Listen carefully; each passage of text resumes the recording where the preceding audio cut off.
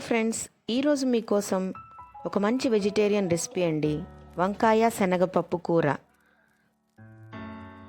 టేస్టీగా ఉంటుంది, అలాగే ఈజీగా కూడా తయారు చేసుకోవచ్చు. దీనికి గాను వంకాయలు రెడీ చేసుకోవాలి. అలాగే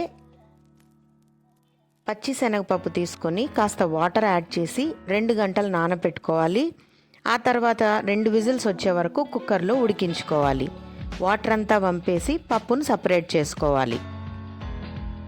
ఇప్పుడు స్టవ్ వెలిగించుకొని ఒక కడాయి పెట్టుకొని తగినంత ఆయిల్ వేడి చేసుకోవాలి.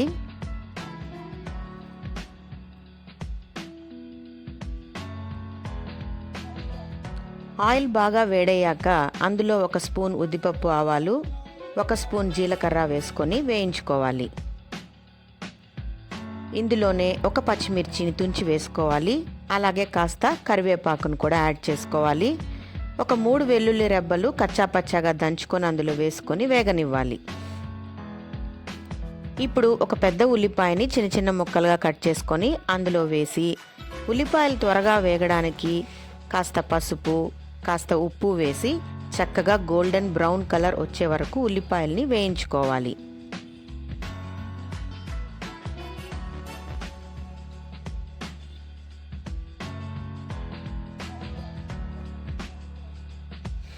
తప్పకుండా ఉల్లిపాయలు గోల్డెన్ బ్రౌన్ వచ్చే వరకు వేయించుకోవాలండి, లేకపోతే పంట కింద తగులుతూ పచ్చిగా ఉంటాయి.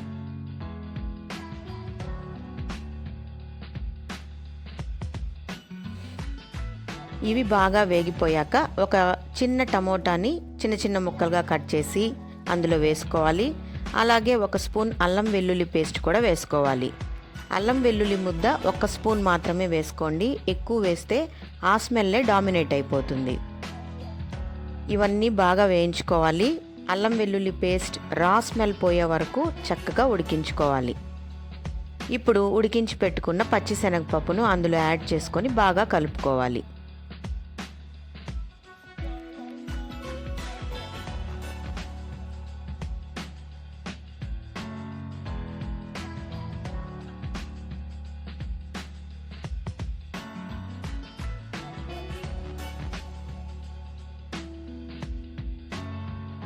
ఈ టైంలో మనం కట్ చేసి పెట్టుకున్న వంకాయ ముక్కల్ని కూడా అందులో యాడ్ చేసుకొని మిక్స్ చేసుకోండి.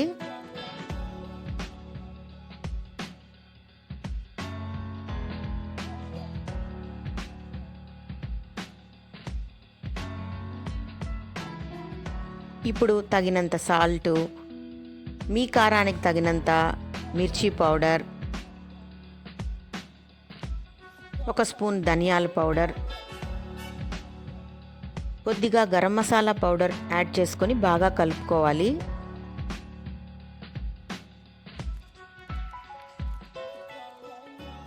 మొత్తం కూర 15-20 నిమిషాల్లో తయారైపోతుందండి. చాలా ఈజీగా ఉంటుంది, అలాగే టేస్టీగా కూడా ఉంటుంది.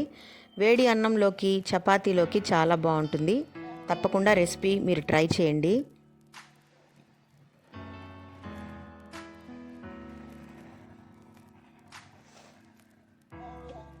ఇలా అంతా బాగా కలుపుకున్నాక తగినంత వాటర్ యాడ్ చేసుకొని మూత పెట్టుకొని ఉడికించుకోవాలి.